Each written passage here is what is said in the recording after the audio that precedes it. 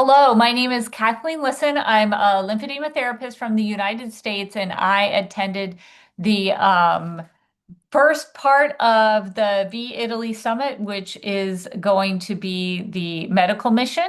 And I attended the educational part of that medical mission, and I came with like 2 pages of notes on different ideas that they talked about in the educational part. So it's going to be like a smorgasbord. It's going to be a little bit of this and a little bit of that, and no real there's no story that I'm going to tell. It's just all the clinical pearls that I pulled from it. Okay, so let's get started.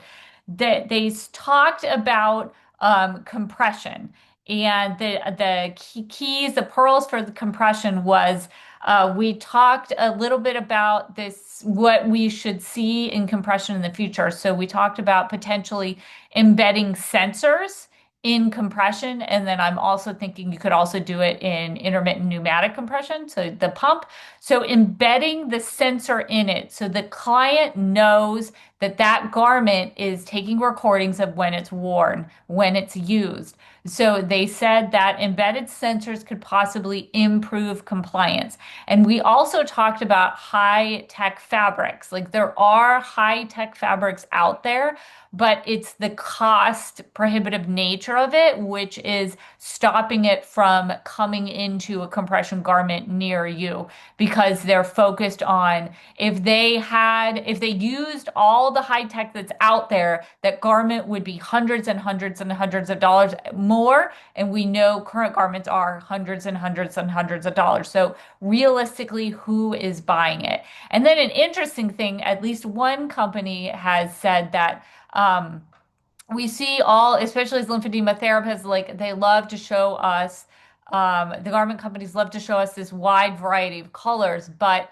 according to one inside data on what actually sells, the top one is beige and the second one is black. And between beige and black, those two colors are the vast, vast majority of all compression garments that are sold. So they like to put a lot of colors in the catalog because maybe it makes people think that they have a choice, but all too often the choice that our clients are going to make are either beige or black.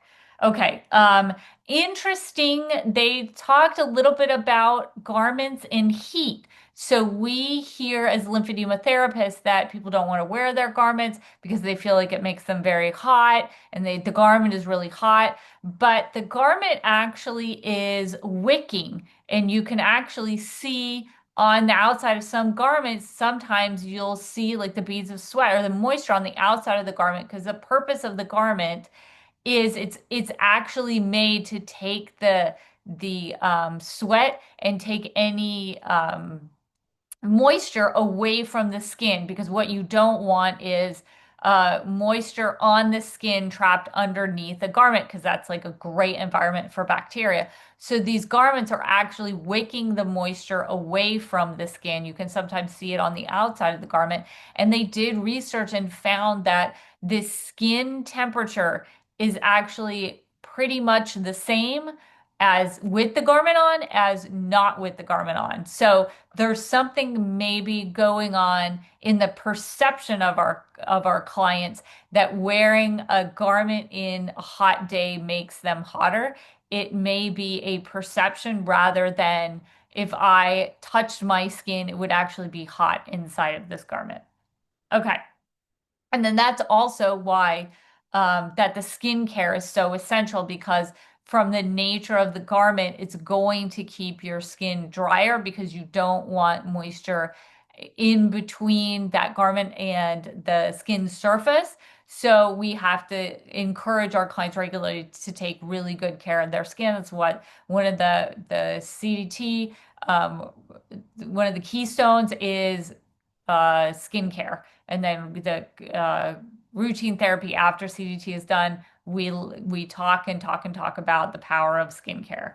And it's not all in your client's head, like they are really getting the moisture is wicked away from their skin by the garment for their safety. We talked about some like myths, and one of them is that our clients will like instinctively know, but so you have to talk and educate people because you would think that a garment that has higher elasticity would actually be easier to don. So if the client themselves is kind of scared, like, I don't know how I'm going to get this garment on, let's get a garment that's more elastic versus not. And it's actually not easier to don a more elastic garment. So I think we need to say that verbally and really bring that up because that may be that thought in the back of the client's mind. And that's why they want something that looks more elastic, that's a more elastic garment. Um, we talked about, interestingly enough, this is kind of from the venous side, and then I'll jump back to the lymphatic side. But it was really interesting to hear the vein surgeons talk to one another because they are encountering um, having to educate and educate and educate their clients because their clients will go onto social media and onto YouTube and see these amazing vein surgeries where it looks really quick and it really looks like an in and out procedure and your problems magically disappear as soon as you let the guy do some injections in your body. And so they will get one, they'll get clients that are angry and not they are unhappy because their results weren't like what they saw on some YouTube video. And then also you're having to educate clients that, and you have to talk really to the client about what their expectations are, because a lot of them will say like, oh, this is like cosmetic veins will be something that they will do because they have a wedding in 2 weeks that they want to go to and they want their legs to look better, and not really taking it seriously as a surgery that has a downtime and needs a long period of healing. The patients are not actually patient.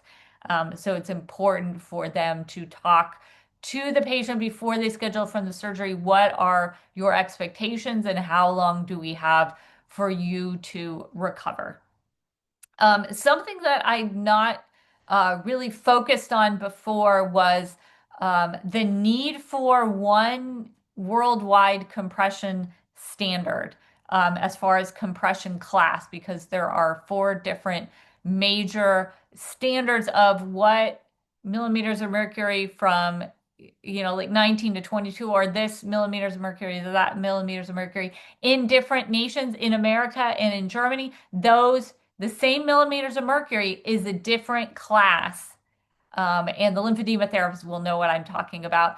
And I just always heard that as the baby CLT going in it. That was what I was told. Like, your German garments will have a different compression class on them, and that's different than the American compression class.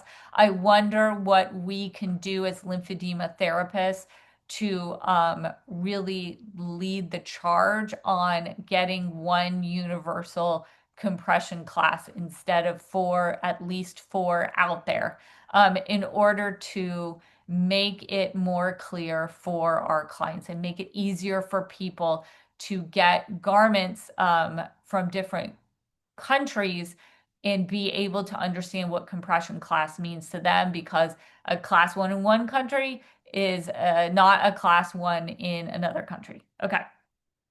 And interestingly, we talked about it's not just millimeters of mercury. You always also has to focus on the type of fabric that they're using, that elastic versus non-elastic.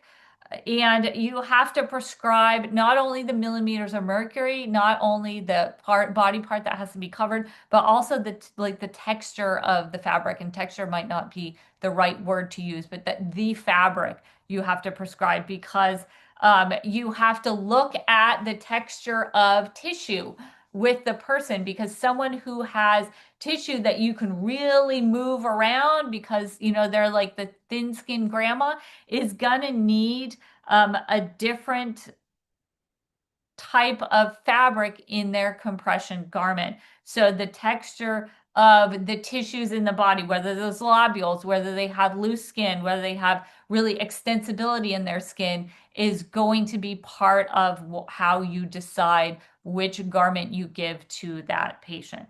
Um, Also, one of the speakers really said that prescribing MLD or the pneumatic compression device is quote lazy therapy because what the ideal is to promote exercise. So that's not um, what I personally believe, but I want to pass that on as that is a concept that is shared by some people. And then, so the first and best therapy should be exercise. And I believe we will hear that a lot more in this conference as our European colleagues come and they start talking about it. So they are really focusing on, they want their clients to self treat themselves with exercise rather than potentially relying on MLD or pneumatic compression. So that is my understanding of what that idea was that was shared.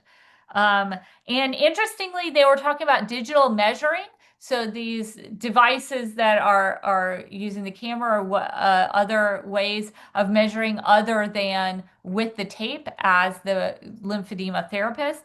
And we talked about the idea is that digital measurement cannot yet quote measure tight and kind of look and see the fibrosis and see the tissue texture. They can only see the dimensions of tissue. And I think I'm reminded when we go to the training for the measurement of garments for the different companies, they do talk about where you do a looser measurement, where you might do a tighter measurement, and how that playing around with your measurements is going to get you a more customized garment if you really understand as a lymphedema therapist how to play around with those measurements based on how you feel the tissue and how the tissue is behaving.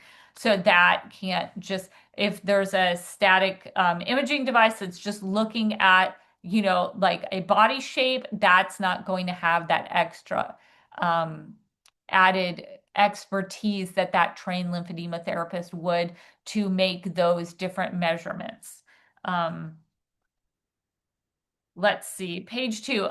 We talked a lot about, I am bouncing around here because the presentations were kind of bouncing around. We talked a lot about how you really need 60 millimeters of mercury to reduce lymphedema.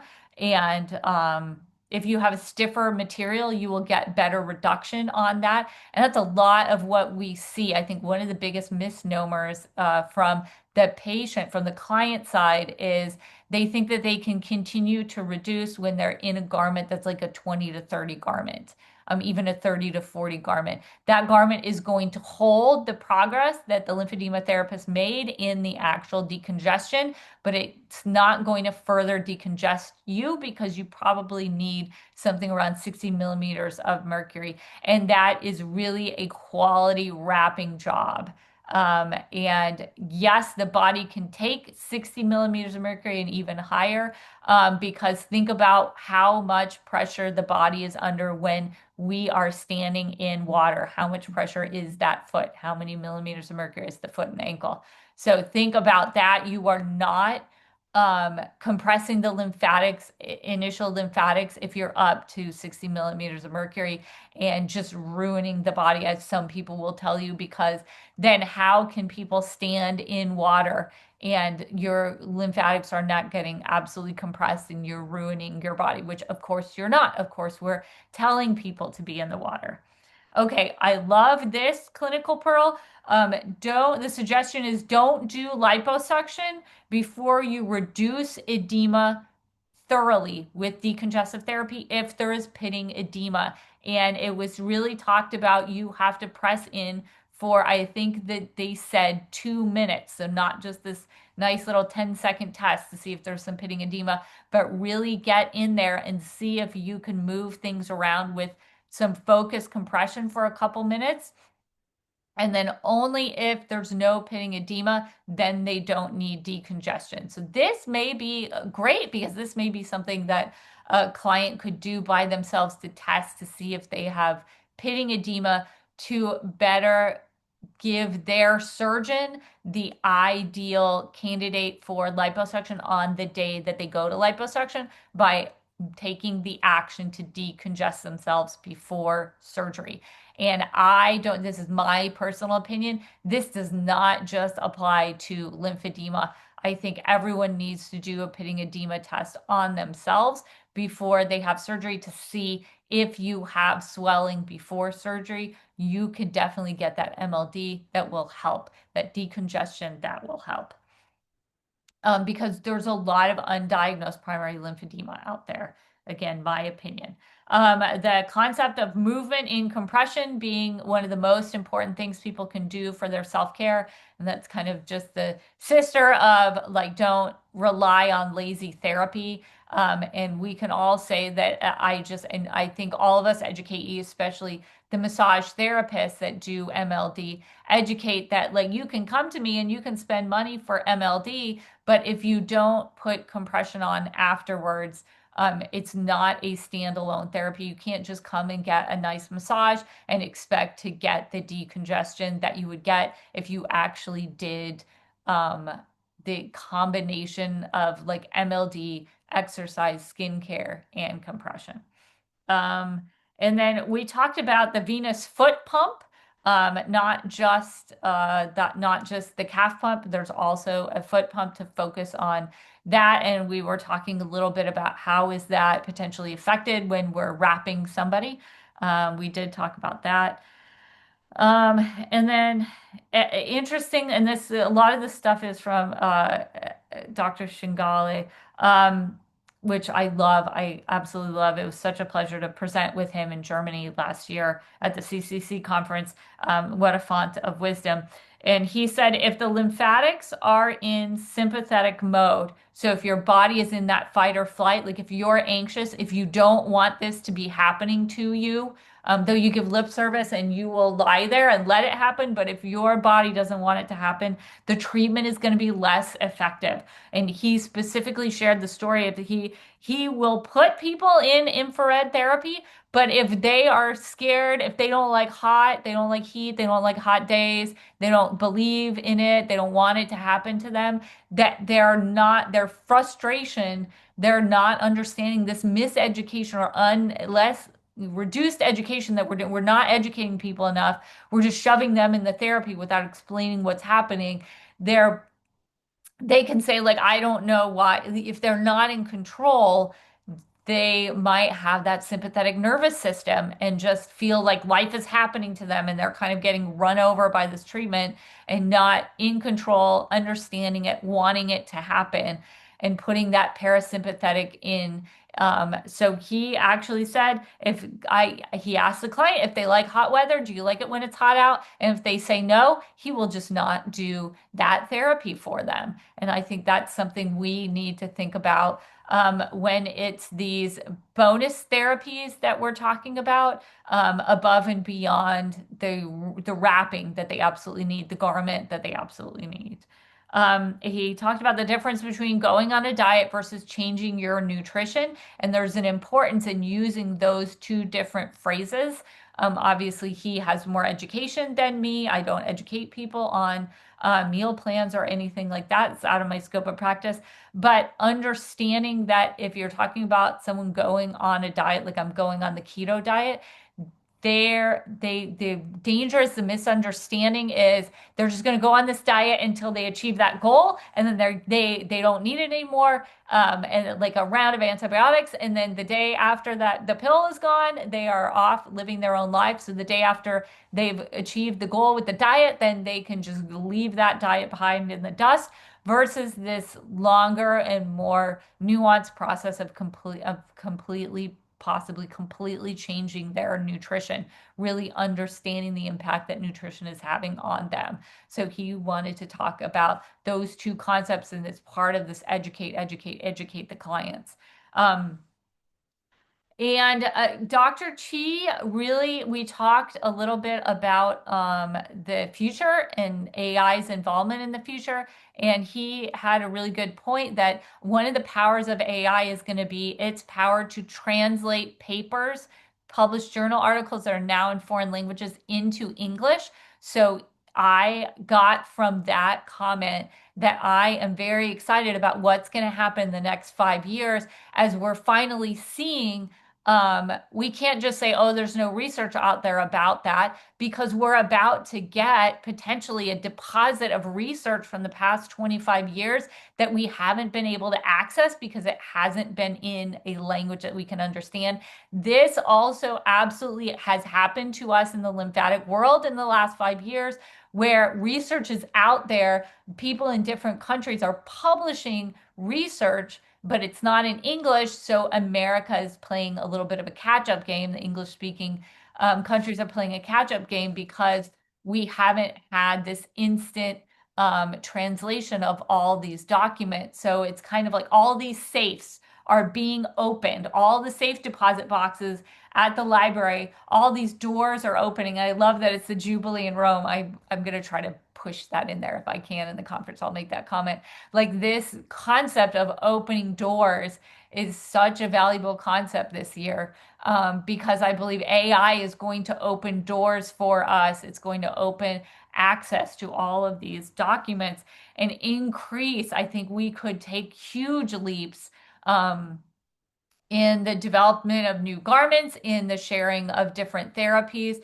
And that's why I really loved being in the room with all these folks, because I was in this tiny little room. Well, it was a classroom size of room, with experts from all over the world, from several different disciplines, um, lymphedema and phlebology, and all the things that go along with the treatments for lymphedema and lymphatic system and the venous system. So I loved how we got to interact, how we got to share information, how I learned, and I'm going to be a better therapist because am listening to what these vein surgeons are talking about, and how they are affected by understanding the wisdom of compression and how it's important to treat wounds properly, so they can do their jobs better and they can be better physicians. So this is just from the medical mission. It was the Win Foundation collaborated with Caritas, which is nonprofit, to help people with vein surgery here in Rome that are unable to afford it themselves. So at the same time we were getting educated in our little room, there were several surgery operating rooms open and surgeries being done, and people learning from other surgeons to see how these procedures are optimized and done in an ideal manner. So it was an amazing opportunity for all of us, and a really great way to start off this conference, which is going to go on for the next 3 days. So hopefully I will be here. As you can see, the sun sets. I try to get here and get all this information off of my notepad and into you on a video, so you can kind of follow along and have these ideas, and just let me know, however you get in contact with me, what your concepts, what your takes are, any kind of research that you want to drop in the comment section, that can help other people on any of these topics. All right, so have a good day, and I will hopefully see you tomorrow in the next day's Fading Light. Thank you. Bye.